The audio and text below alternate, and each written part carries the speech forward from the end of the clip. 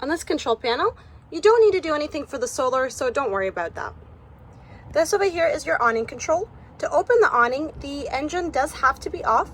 You can go ahead and press the extend button and hold it, and it will open as you're holding it. Please note, the awning is rated for 8 miles an hour wind.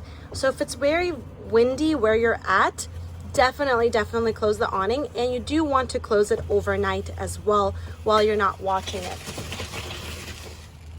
So there is the awning, fully extended.